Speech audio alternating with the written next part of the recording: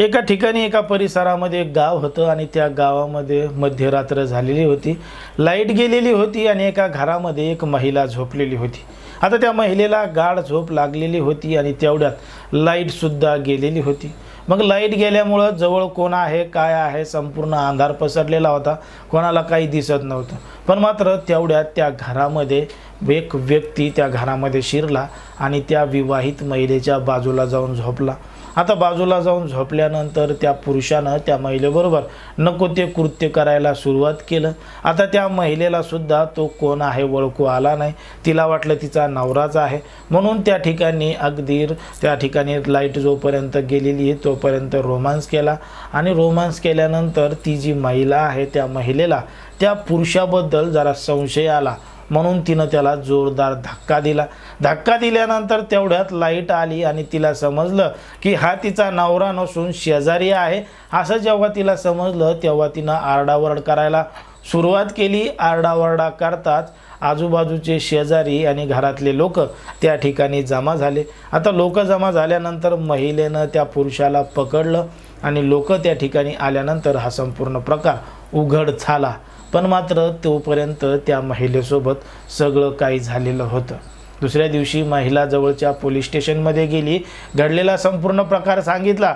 पण मात्र त्या महिलेवर पोलिसांनी विश्वास ठेवला नाही की ह्या महिलेनं अशी जी गोष्ट सांगितली आहे ही कसं काय शक्य आहे। दुसरा पुरुष तिच्याजवळ येऊन झोपतो, सगळं काय करतो, तरीसुद्धा तिला कसं काय माहीत नाही असा प्रश्न त्या ठिकाणी उभा राहतो। म्हणून पोलीस तिला पोलीस स्टेशनमधून काढून देतात असा आरोप तिनं पोलिसावर केलेला आहे। पण मात्र जेव्हा सत्य समोर येतं तेव्हा घडलेलं असतं एक धक्कादायक प्रकरण, धक्कादायक घटना। नेमकं काय आहे संपूर्ण प्रकरण, कुठं घडली ही घटना, हे आपण अगदी सविस्तरपणे पाहणार आहोत।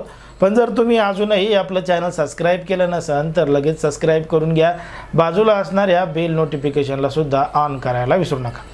आता एका ठिकाणचं एक गाव होतं, रात्र होती, अंधार झालेला होता, काही ठिकाणी कुत्रे भुकत होते तर काही ठिकाणी शांत बसलेले होते।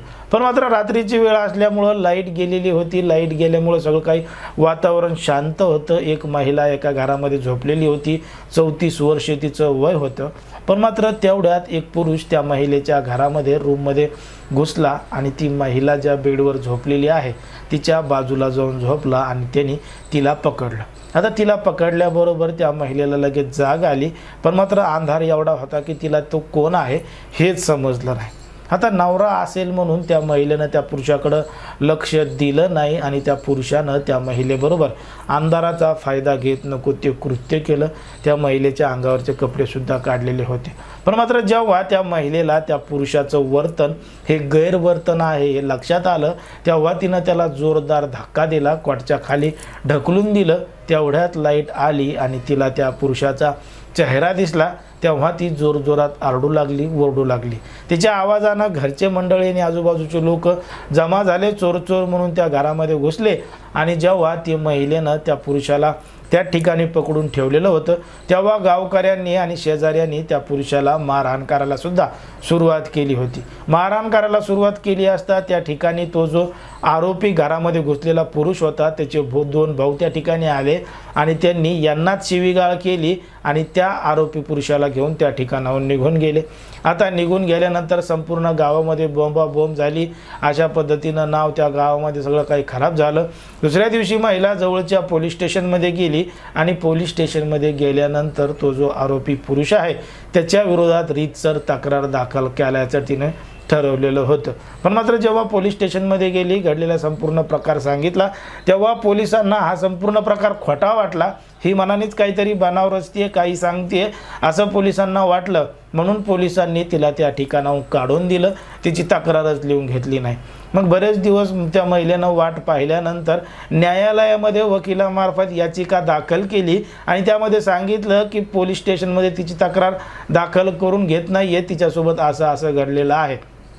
मग न्यायालयाने त्याच्यावर सुनावणी केली, त्या महिलेची विनंती मान्य केली आणि पोलीस स्टेशनला त्या आरोपीविरोधात गुन्हा दाखल करण्याचे म्हणजे FIR दाखल करण्याचे आदेश दिले। जेव्हा न्यायालयाने आदेश दिले तेव्हा पोलिसांनी या संपूर्ण प्रकरणाची चौकशी केली, त्या महिलेला संपूर्ण प्रकार विचारला, तेव्हा त्या महिलेनं घडलेला हा संपूर्ण प्रकार सांगितला। आता हा संपूर्ण प्रकार सांगितल्यानंतर पोलीस ते जो आरोपी आहे त्याचा शोध घेत आहेत आणि त्याचे जे 2 आरोपी आहेत त्याचा सुद्धा शोध घेत आहेत। आता त्या महिलेनं जी गोष्ट सांगितली आहे की तिच्यासोबत अशा पद्धतीनं घडलंय, सगळं काही होऊपर्यंत तिला समजलंच नाही की तिचा नवरा होता का शेजारी होता का कोण होता, त्यामुळं कुठेतरी या संपूर्ण घटनेमध्ये संशयास्पद असल्याचं देखील अनेकांना वाटू शकतं। स्टोरी मनाने सांगितली असं सुद्धा वाटू शकतं, पण मात्र ही सत्य परिस्थिती घडलेली आहे।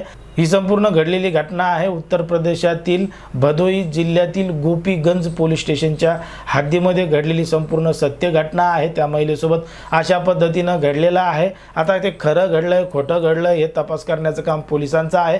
पोलीस या संपूर्ण घटनेचा तपास करणार आहेत आणि ते जे आरोपी आहेत त्यांचा सुद्धा शोध घेणार आहेत आणि त्यानंतरच हे संपूर्ण प्रकरण उघड होणार आहे। पण मात्र ज्यांना कोणाला वाटत असेल बातमी अशी आहे तशी आहे, त्यांनी कमेंट बॉक्समध्ये दिलेल्या लिंकवर जाऊन क्लिक करा, बातमी सविस्तर वाचावी, मग तुम्हाला समजेल की बातमी कशी आहे, कुठली आहे, काय आहे, खरी आहे, खोटी आहे।